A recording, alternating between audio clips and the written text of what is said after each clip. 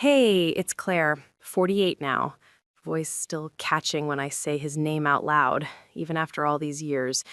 If you're a know how silence in an empty house can feel louder than any argument you've ever had with a spouse or a child, stay close for this one. It's the kind of story that starts with a routine evening and ends with a secret that reshapes everything. Hit that subscribe button if you haven't already. Drop a comment below. Tell me about the night your doorbell rang and everything in your life tilted off its axis just a little bit. Let's begin this tale, step by step. My husband Tom has always traveled for work. It's the nature of his job in the oil industry. 3 weeks out on the rigs off the Gulf of Mexico, one precious week back home with me in our quiet suburb. The house we bought 20 years ago is a classic 4-bedroom colonial in Naperville, Illinois, with crisp white siding, black shutters that creak in the wind, and a manicured lawn that I pay the neighbor's kid to mow when Tom's away.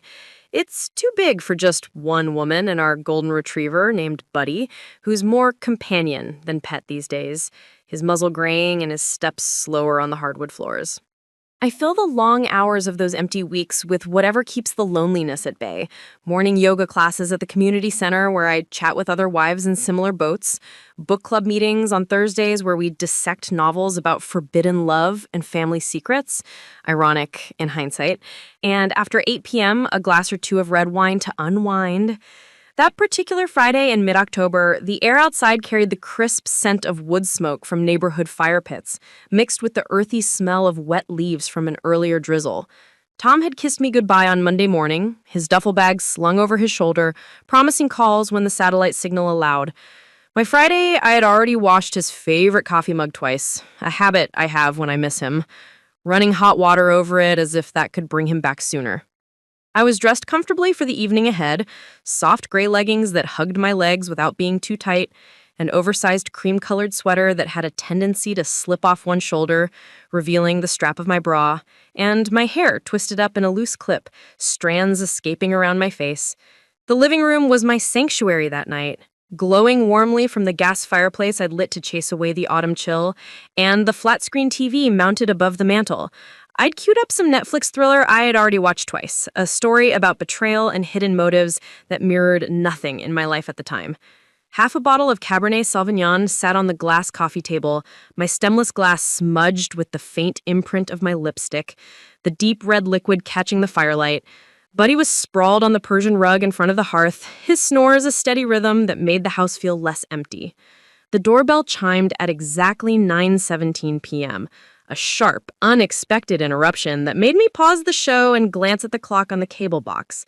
Who could it be at this hour? I wasn't expecting anyone. My neighbors were out of town, and book club had been canceled due to the weather. I padded across the room in my wool socks, flipping on the porch light as I approached the front door. Through the peephole, the distorted view showed Ryan, my son-in-law, standing there under the yellow glow of the bulb. He was 32, tall at 6'2", broad through the shoulders from years of weekend gym sessions, with dark hair that curled slightly at the collar of his button-down shirt, and that half smile he always had that made my daughter Sarah fall head over heels 5 years ago when they met at a mutual friend's wedding. He was dressed against the chill in a navy peacoat that smelled faintly of rain, holding a white bakery box tied with string. "Claire?" His voice came muffled through the wood. "It's Ryan. Sarah's stuck at the hospital. Double shift in the ER. Some flu outbreak. She mentioned you were missing that apple pie from Keller's Bakery downtown. Figured I'd drop it off on my way home from the office." I unlocked the deadbolt and opened the door, a rush of cold, damp air sweeping in along with the sweet, spicy scent of cinnamon and baked apples wafting from the box. "You drove 40 minutes from the city just for pie? In this weather?" He shrugged, water beating on his coat shoulders. "Traffic was light on the tollway, and Sarah wouldn't stop texting me about how you love their streusel topping. Didn't want you missing out." I stepped aside to let him in, closing the door against the night. Buddy lifted his head from the rug, thumped his tail in recognition, and Ryan immediately crouched down, scratching behind the dog's golden ears with a gentleness that always surprised me. He wasn't much of an animal person, but Buddy adored him. "Hey, old man, miss me?" I took the bakery box from his hands. It was still warm to the touch, the paper crinkling under my fingers. "Come out of the cold." At least have a slice with me. I've got wine open, or coffee, if you prefer. He straightened, hesitating on the entry mat as he unzipped his coat. I shouldn't. I'm driving back tonight, and I've got an early meeting tomorrow. One glass won't kill you, I insisted, already heading into the kitchen to grab a plate and fork, the wine bottle in my other hand. He hung his coat on the hall tree, revealing a crisp white shirt and gray pants, and followed me into the living room, his presence suddenly feeling smaller, warmer.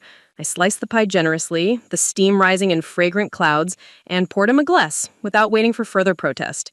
As we sat on the sectional, the fire crackling softly, I couldn't shake the odd thrill of his unexpected company in the quiet house. We settled into the leather sectional sofa, Ryan at one end, me in the middle cushion to reach the coffee table easily, balancing pie plates on our knees as the movie resumed.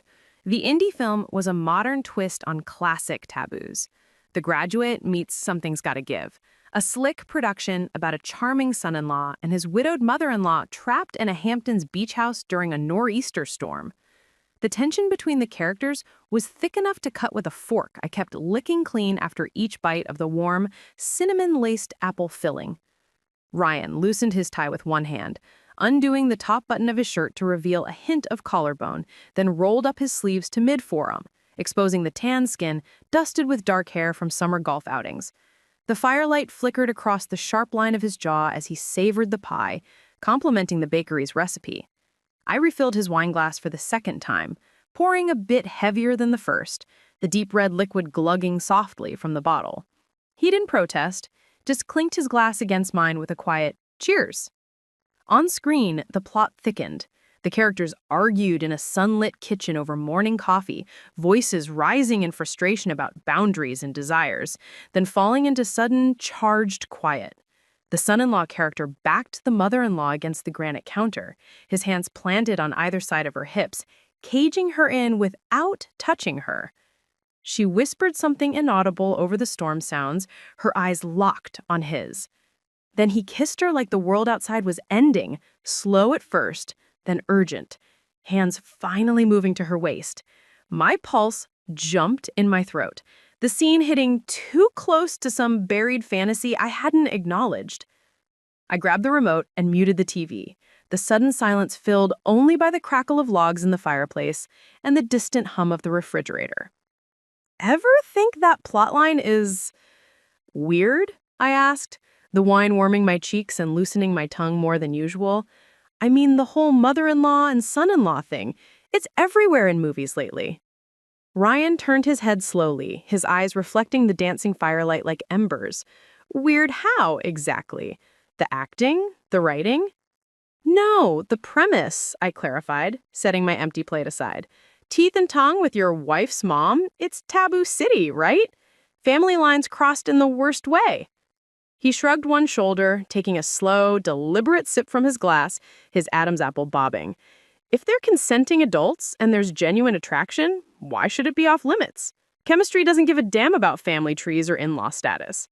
His gaze flicked briefly to my bare shoulder where the sweater had slipped again during my gesture, lingering just a second before returning to my eyes. As long as it stays private between them, no one else needs to know. No drama, no hurt feelings. The air in the room shifted palpably, charged like the moments before a summer lightning strike, heavy with unspoken possibilities. I set my wine glass down on the coaster with a soft clink, my fingers trembling just enough that I noticed, hoping he didn't. Private, I echoed, the word hanging between us like smoke. You make it sound so simple. His hand rested casually on the cushion between us, inches from the hem of my leggings on the sofa, his pinky finger almost brushing the fabric. I could see the steady pulse in the vein of his neck, strong and unhurried. The movie played on mute, the characters now entangled on screen in a way that mirrored the tension building here. I should have changed the channel to something neutral, like a cooking show or news. Instead, emboldened by the Cabernet and the isolation of the empty house, I pressed further. Hypothetically, you'd keep a secret like that? No guilt, no slip-ups? Better than most people, he replied, his voice dropping an octave. I've kept worse secrets in my life. Business deals, surprises for Sarah. This, if it happened, it'd be locked tight. The implication landed like a spark on dried tinder. My heart rate picked up, the wine buzzing pleasantly in my veins, making the fire feel hotter, the room smaller. The silence that followed stretched out, thick and sweet as honey, laced with the residual aroma of apple pie and Cabernet. The muted movie flickered on the screen, casting shifting shadows across the walls, but it was forgotten now, a mere backdrop to the real drama unfolding on the sectional. I shifted slightly in my seat, the oversized sweater sliding lower on my shoulder, exposing the thin black lace strap of my bra underneath. Ryan's eyes tracked the movement instinctively, then lifted to meet mine. No smirk this time, just raw, steady heat that made my breath catch. Emboldened, I reached for the remote again to adjust the volume or pause, but my hand missed, knuckles brushing lightly against his knee through the wool of his slacks. Neither of us pulled away. The contact lingered, electric. My palm settled fully on the denim. Wait, no, his slacks were wool, warm and smooth under my fingers. The muscle of his quadriceps tensed subtly under my touch, a silent acknowledgement. I traced a small, tentative circle with my thumb, feeling the heat radiate through the fabric. He exhaled slowly through his nose, a sound that was half sigh, half restraint. Claire. His voice was a low rumble, carrying the weight of both warning and invitation, his hand covering mine lightly, not pushing away, but holding it there. I didn't retreat. Instead, I slid my hand a fraction higher, exploring the firm line of his thigh. He set his wine glass on the coffee table with deliberate care, turning his body fully toward me, the firelight painting golden highlights across his cheekbones and the stubble shadowing his jaw. The space between us vanished as I leaned in. He met me halfway, our lips brushing in a soft, testing contact that ignited instantly. Then deeper, the taste of wine mingling with the sweetness of pie, his hand cupping my jaw, thumb stroking the sensitive hollow beneath my ear, sending shivers down my spine. We broke apart, breathing hard, foreheads nearly touching. My sweater felt too heavy, too confining. I stood on unsteady legs, taking his hand in my hand, leading him down the dimly lit hall past Buddy's curious tilt of the head from his rug spot. The stairs creaked softly under our weight as we ascended, carpet muffling our steps, hearts pounding in unison. At the master bedroom door, I turned the knob. It clicked shut behind us, sealing the world out. Moonlight striped the king-sized bed through half-closed blinds, casting silver patterns on the duvet. Ryan shrugged off his pea coat. No, wait, he'd left it downstairs.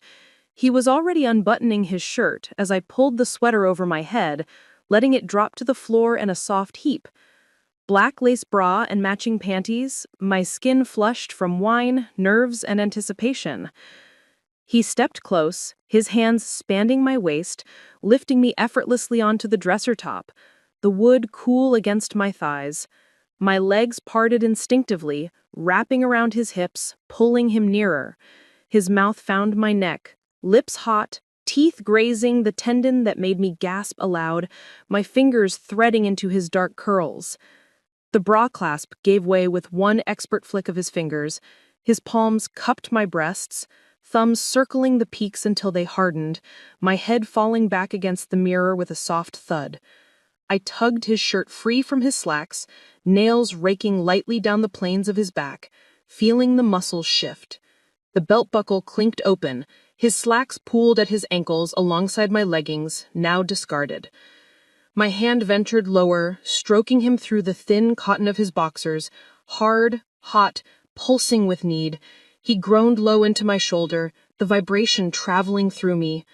Condom from the nightstand drawer, Tom's emergency stash, the irony not lost in the haze. My fingers shook as I rolled it on, his hands steadying my hands. He lifted me again, carrying me to the bed, laying me down as if I were fragile porcelain.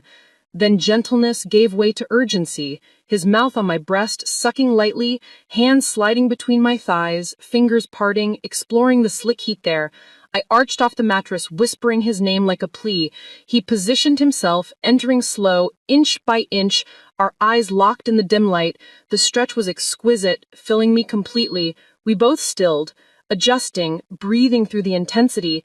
Then movement began. Deep, steady thrusts, my nails digging into his shoulders, the headboard tapping a rhythmic tattoo against the wall as we lost ourselves.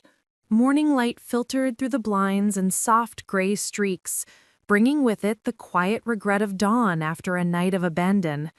Ryan stirred first, pressing a kiss to my forehead before slipping from the bed, dressing in silence. He left before the sun fully rose, a final, lingering look over his shoulder, a whispered promise in his eyes that this wasn't a one-time lapse. Sarah remained oblivious. Her ER shifts ran long and erratic. Tom's satellite calls from the rig came at odd hours with poor connection. Ryan began finding excuses to visit. Running to Home Depot for tools Sarah needs, picking up mail she'd forgotten in the rush, checking the gutters before winter. Each arrival ended inevitably in my bed or the guest room when Buddy was restless, once urgently bent over the kitchen island at 2 a.m. while the dog slept soundly on his rug, oblivious. We mapped each other's bodies like explorers, charting unknown territory, learning preferences as if they were favorite songs on repeat. The way he arched when my nails traced the base of his spine, how I dissolved into shudders when he whispered filthy, specific praise against the shell of my ear during quieter moments. Steamy showers where water cascaded over us, fogging the glass. The back seat of his car in the driveway late one night, windows steamed. The leather couch in the den leaving faint red marks on my knees from the friction. Always protection, condoms from the drawer, meticulous cleanup afterward, the click of the front door locking before sunrise to avoid any neighborly prying eyes. I indulged in new lingerie sets, emerald satin that hugged my curves, crimson lace for bolder nights, midnight blue silk that whispered against my skin. He reciprocated with small gestures, fresh pastries from the bakery left on the counter with notes scrawled in Sharpie on napkins. Save some for later, or don't.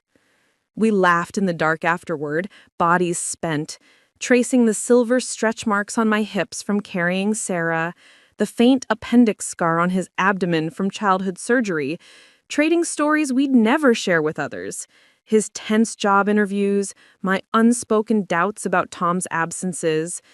I started sleeping naked under the sheets, anticipating the soft knock at the door that signaled his arrival, the house transforming from lonely echo to heated sanctuary.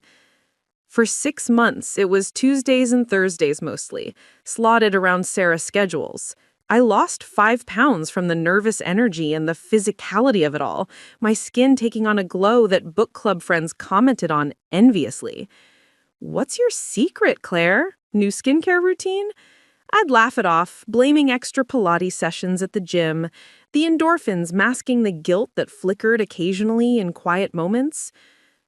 Then came the email from Sarah.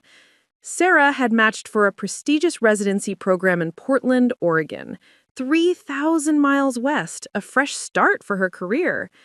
Ryan's law firm approved his transfer request to their satellite office there shortly after. Packing boxes began stacking in their garage, visible from my kitchen window as I sipped morning coffee. The last night he came over, the air heavy with impending loss, we didn't exchange many words, just slow, deliberate lovemaking, hands memorizing contours, tears slipping unbidden onto my pillow as he held me after. He kissed every freckle on my shoulders like committing a map to memory, promising we'd figure something out even as reality loomed. They departed on a rainy Saturday morning in early spring, the U-Haul trailer gleaming wet under the downpour. I stood in the driveway, umbrella forgotten in my hand, watching taillights fade down the cul-de-sac as Sarah waved from the passenger seat. She'd hugged me fiercely at the door, promising monthly video calls and visits during holidays. Ryan's embrace lingered a half second too long, his hand pressing low on my back in a way that sent a final shiver through me, his eyes conveying volumes words couldn't in front of her. Portland engulfed their new life quickly. Video calls showed sleek apartments with city views, first snowfalls blanketing the mountains, routine settling into residency hours and court appearances. Tom retired that summer, filling the house with golf clubs rattling in the garage, loud laughter during dinners with old colleagues, his presence a comfort that also highlighted the void. I smiled in all the right places during family Zooms, cooing over Sarah's promotion photos. At night, alone again, I'd walk past the guest room door, the sheets still faintly scented with Ryan's cologne for weeks after, a ghost that faded slowly. Texts between Ryan and me dwindled to innocuous holiday gifts and birthday emojis, the thread buried in my phone until I'd delete it in a fit of resolute, only to recover from backups later. The lingerie collection stayed tucked in the back of the drawer, tags intact on the crimson set he never saw, a relic of what might have been. Buddy passed peacefully last spring at 14, his absence making the house echo louder, footsteps hollow on the stairs. Sometimes, on quiet evenings, I pour a glass of that same Cabernet, sit precisely where he sat on the sectional, and feel the phantom warmth of his hand on my knee, the memory sharp as cut glass. I wonder if he does the same in Portland, touches the small scar on his shoulder from the night we accidentally broke the bedside lamp in our haste, or replays the sound of my voice in the dark. We never speak of it directly. Sarah remains blissfully unaware, sending ultrasound photos now of the baby girl they're expecting. I'll be Grandma Claire, knitting booties and planning flights west. The secret endures in the quiet spaces between heartbeats, warm and sharp like a hidden ember. It shaped me subtly, more confident in solitude, less tolerant of emptiness. If you've ever loved someone you shouldn't, crossed that line, and let them go for the sake of others, share your story below. Subscribe for more truths that age like fine wine, gaining complexity over time. Next week, I'll share about the letter I wrote but burned in the fireplace. Thanks for listening to mine.